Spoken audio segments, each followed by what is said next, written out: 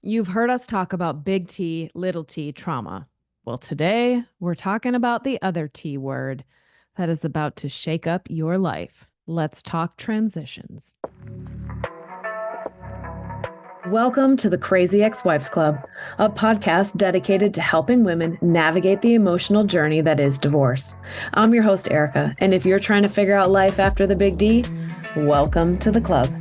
Whether you're contemplating divorce or dealing with the aftermath or any of the many phases in between, the club has got you covered. Each week, you'll hear stories from women who have been in your shoes. This isn't about spilling tea on divorce details. This is about giving you the tools to take control of your own healing journey. Listen in weekly for advice, tips, and tools to help you move through each stage of the process. Hey guys, welcome back to another episode of the Crazy Ex-Wives Club. I'm your host, Erica, and today is the season finale for season 5. We're here celebrating all that has come and ushering in a new season. So what better time than to bring up the topic of transitions? You know, when you are going through a divorce, going through a separation, there are a lot of big transitions and little transitions that are going to start to look different in your life. So I wanted to really dive into those to bring some awareness, to give you some tools on what to do when they come up, and share the transition that I recently went through and how I was able to handle the big tears and the gratitude and the bittersweet moments. Because the truth is that transitions will continue to happen in your life. Whether it's a job, whether it's a relationship, whether it's your kids going off to school, change is inevitable.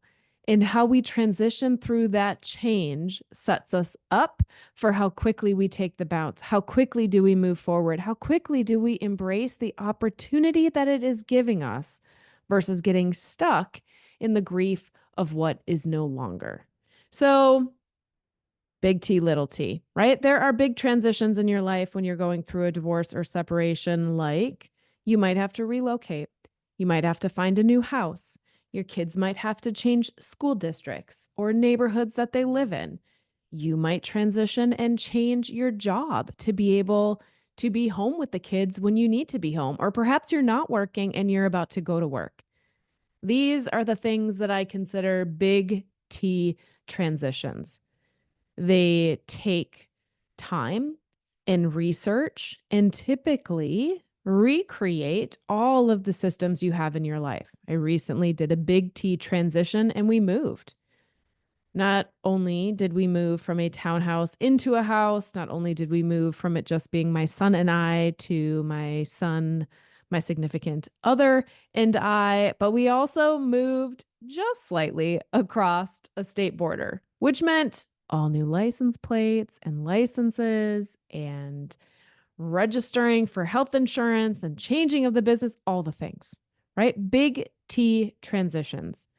Big T transitions are those big life moments that happen every once in a while. They are the things that cause us to rewrite the systems in our life. And they're difficult really only because they create a lot of change all at once. Moving creates a lot of change all at once. Who are the new friends? Who's the new support system? Where do I find the grocery store? What food is in the area? Changing of a job or going back to work is a big transition because all of a sudden it's how am I managing my time? How am I getting dinner on the table? How am I getting home from work? What does my commute look like? And then there are little T transitions, getting your kids on the school bus. We are at the fall, moving into a new season. I am sure that by this point, halfway through September, you guys have all gotten the kids back to school, having a different morning routine, having a different routine after school when they come home, right? Snacks and getting homework done and having dinner on the table, transitioning in between mom's house and dad's house.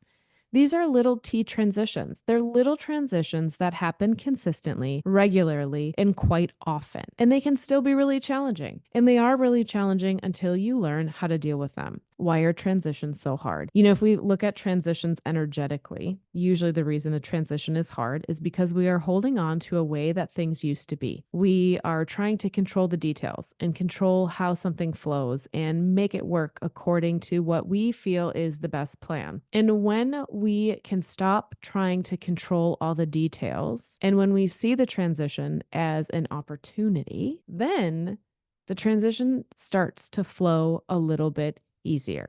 So let's break some of these little transitions down with that mindset. All right, you've got the transition of getting your kids out the door to get to school on time. This one was really hard for my son and I when we first moved. Actually, this was always really hard for my son and I. My son is a real go with the flow, right? Happy baby, always woke up laughing and giggling and slept really well. And that meant that keeping him focused and getting him out the door on time was a really big struggle. And the more I tried to control the details and make sure it ran according to plan, the bigger our struggles got. The more frustrated I became, the more likely I was to yell when I didn't want to. And then what happens? By the time both of us are yelling and struggling to get out the door, now we're both crabby in the car and we start our day off on the wrong foot. We had the same challenges, the transition of going to bed. I was really focused on controlling the time and the flow of how these two transitions happened. What I started to realize very early on is that we were fine if we didn't have a timeline around it. If we were just going to the park, we could transition through getting packed up and getting to the stroller and walking down there and having fun just fine. But when we had to be somewhere on time, that is when my stress escalated because I couldn't control how quickly my son was doing something. So these transitions, these examples, right? If you think about those examples in your own life, they're hard because I had a deadline that has to be met. Now, can I change what time I need to get him on the school bus? No, because me running late for work doesn't help anybody either. But it also meant that I started to see that pattern of, hey, you know what can't happen, Erica? You can't be multitasking trying to get your own stuff ready to get out the door while also focused on getting him out the door. I noticed that if we both, divide and conquer, okay, you get your shoes on, I'm getting my shoes and getting my bag for work, you get yours, that didn't work. That created more chaos because most likely my child did not stay focused on the task at hand and instead was intrigued by a toy he hasn't seen in a while or a book that he wants to read or something that he saw outside. So I knew in these little T transitions that I can't control how he reacts, but I can control how I react. So how could I build a system that works better? Bedtime, I want to get him to bed at a decent hour. It meant that either we started earlier or I didn't control all the details of how it needed to go. We need to brush our teeth, then we read a book, then we sing songs, then we turn the lights off, then we rub your back, right? Then we go to bed, whatever it is. I started to see, how could this look different? What are the things that I'm really holding on to? I had a big hold on around bedtimes that I needed to say goodnight and rub your back in a timely manner because I can't just sit here all night until you fall asleep and then I need to leave. Well, that was one of the things that when it was really rough, when the transition was really hard, I just stayed there and sat on the bed longer than I originally wanted to control, but it enabled the transition to go smoother. It enabled us to both get our feet underneath us until we could get it back to what we each needed and wanted it to be. Okay. So transitions are hard because we're trying to control details that are kind of sort of outside of our control. If you're sitting in a place where you're noticing that you are getting really frustrated with the transitions, they're stressing you out, you're struggling through them, I want you to remind yourself anytime you are struggling in something, the universe is calling for you to change how you do it. It is not telling you should fight harder. It is not telling you have to try and control more. It's actually doing exactly the opposite. I know that I used to fight transitions and fight letting go of control and fight to make sure that I knew how we were going to move through something. And all that happened is I would get really frustrated. And so I realized that in those moments of frustrations, I would say, yeah, change is hard. Change is hard. I'm being asked to grow. I'm being asked to evolve. All right, I'm turning it over. Let me see a different way to be able to do this. Help me see some other way to make this easier. Nobody wants to fight on their way to work or school. Nobody wants to be arguing before they go to bed. Ask to see another alternative. what about those transitions, like transitioning between houses? When we were first divorced and I would go to drop my son off at his dad's house, he had worked different hours than, a standard. He wasn't in an office, he was in a retail store. And so sometimes when I went to drop my son off, it actually was to a babysitter for a few hours until his dad got home from work. Those days were bad. I remember having to pull my son out of the back seat of the car as he was screaming and crying because he didn't want to leave my house to go sit with a babysitter. He wanted to be with one of his parents. Those transitions between houses are really hard. And these transitions are hard for a few reasons, because these transitions are pulling at your mommy heartstrings about the fact that you do have a child of divorce, that you are a divorced parent, that your kid has two houses. And so when you add your emotion to the transition that's happening, it gets even harder to be able to move through it. This is where, when you're in one of these transitions, in the moment, you're going to do the best you can. And when you are outside of that transition, you're going to start to think through, what else could I, should I, would I have wanted to do differently to make this go easier? Now, when it comes to the transitioning between houses, this is where it is so important and sometimes really frustrating and really painful to be able to remain neutral. So no matter how hurt or angry I was at my ex, I did have a core belief that I wanted my son and his father to have a good relationship, which meant that I was going to prioritize their time together. Now, here is where boundaries come in. I also knew that turning my son over to a babysitter wasn't effective for anybody. It didn't help my son. It didn't get my son more time with his dad.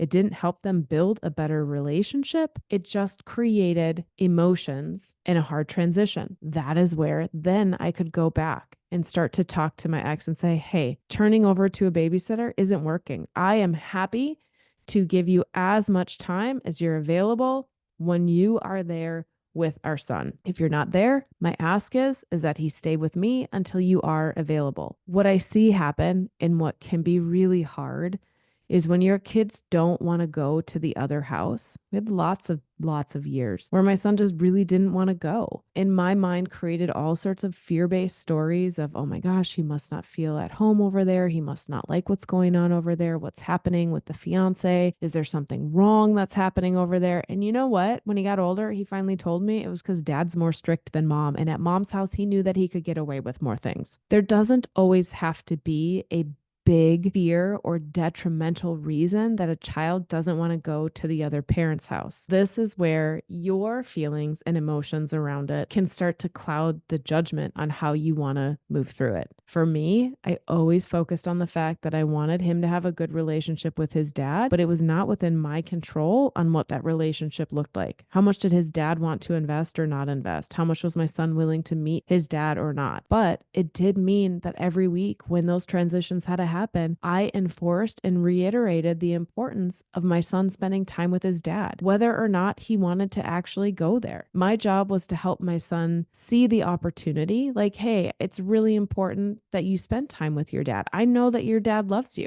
I know that your dad wants you to be over at the house. I'd also reiterate that he doesn't have to worry about me. I had plans to clean the house or plans to go on a hike or a walk, that I could relieve the stress that my son was feeling about mom being alone by letting him know that that was also something he didn't have to worry about. So sometimes it can be really annoying because as the mom, we're being asked to support things that maybe are also hurting our heart. And those come up a lot in the transitions, especially when maybe the divorce is not something that you thought you were ever going to be in or thought that you really wanted. Or even when you do want it, like I knew that divorce was the option for us after our 2-year separation. I knew that this was the right answer. I was still sad that this was the reality that I now had to learn. I was still jealous of other families that had 2 parents helping kids get to bed on time. I was still upset that I didn't have the same support system as other people did. And I still embrace the fact that this was now the story of my life. Transitions were going to be a part of my life. So the lesson was to learn, how do I identify that we're struggling in a transition? How do I ease that struggle? How do I look for a third alternative? And then how do I move through it? Because the faster you can take the bounce, life threw something at you. You're bouncing around. It doesn't feel good. You've fallen on your ass. Take the bounce, get back up, keep moving. Let go of the pieces that no longer serve you. Let go of the pieces that are frustrating and find a way that you can make it work for you. So if you're in a transition, if you are in a transition and it is really hard, like big T transition of moving that I was in, this move was not as easy and flowy as my house to my townhouse. So the married house to the divorced townhouse was very lined up. It took me a year to be able to get there. In that year, I spent time every day meditating, visualizing, being excited, leaning into the new that was coming. In the move this year from my townhouse in with my significant other, I did not have the time to be doing a lot of that visualization, which meant that it was a little bit of a rougher ride. It had a lot more emotions layered into it. So when I was in the deep emotions of the transition, this was the opportunity to go through those phases of grief, right? To sit in it. What am I struggling with right now? Well, I really want the new house to be cleaned and organized before I move all my stuff in. Why is that so important? Well, because it'll make things easier. Why do you need things to be easier? Because I just don't have enough time to be able to get things done. And I want things done right away. There was the awareness that I was trying to control something. Now, did it matter if we get all the boxes unpacked in the first weekend of moving in? No, I'm looking at the boxes right now. There are still boxes, but for 3 weeks, was I really upset about the fact that there were boxes and I couldn't find what I was looking for? And I had created this internal expectation that I was just going to flow in and find places for everything and set the house the way that I wanted and be done with it. Because then I had the time to go back into my business. Then I had the time to be able to build what I was trying to build. Or the third alternative came down that let's unpack what needs to get unpacked and then let's find space to store the rest of the boxes and grab a box or two at a time. Do a room at a time. Make sure that you're not taking on more than you can handle because that is when transitions get hard. Now, there was also a transition of moving out. Oh my gosh, the last day we went to get the couch, I had left just a few pieces, the couch and a rug and the TV on the wall for the house when it was listed. And we went and we moved all those pieces out.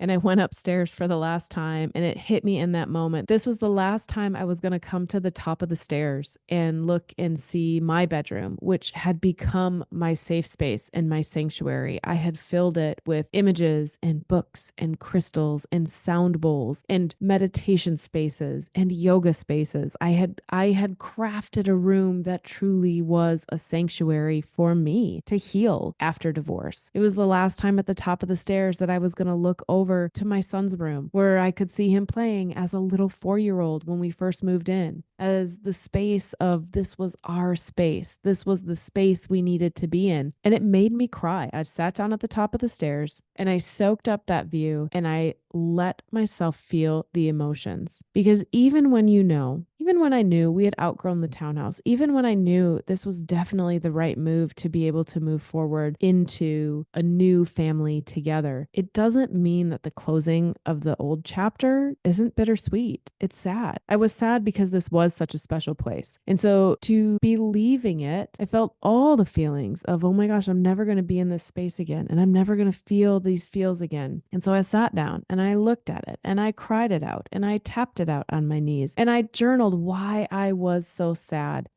And I journaled why I knew that this move was the right move. I reconnected with all the places that we had outgrown this space, that it was time for this transition. I was doing the steps to take the bounce, right? I was doing the steps to say, hey, we are moving forward. It is time for expansion. And yes, expansion is a little bit scary and it's unknown and it's going to ask for you to take on more. I now have about tripled my square footage that I'm managing for my townhouse. That was a transition. How was I handling it? So being able to give yourself some quiet time in those big transitions, it's asking for you to do two things. One, sit in the feels, grieve the chapter that's ending, and two, build momentum towards the new chapter that is just beginning. Build momentum towards the good things, the change. Where were the pieces that no longer served you in the old chapter? What are you excited to call in the new? And then the last thing about transitions is When you're in the middle of them, when you're in the throes of them, this is not the time to craft a new plan. When you are in a good space and you're objectively outside of the transition looking down on it, now you can really think through, hey, this part works, this part doesn't work. Like it works to drop my son off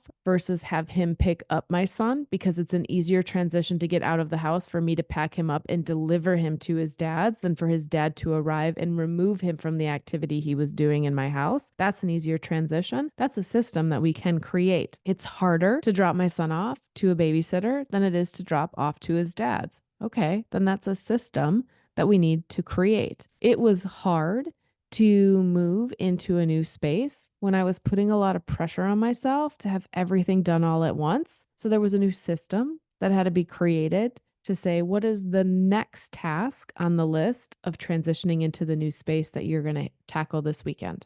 Create a plan that helps you navigate the changes that are coming. I've talked about this in the past too. I, on and off, sign up for meal kits because the transition and the responsibility of having to get food on the table can be really stressful at different times of the year. So when we first moved into the townhouse and we were trying to get used to everything, we did a meal kit. When I went back to working full time in a consulting business, we did a meal kit because I wasn't ready to take on all the responsibilities, but I knew the transition from after school to dinner time or dinner time to bedtime, they were hard. What can I outsource? What can I do to make this thing different? Just remind yourself every time these transitions show up that it's asking you to grow and expand. And growth can either be really painful when you resist it, or growth can be a really great opportunity to learn how to do things differently and easier. So think through where you're at right now.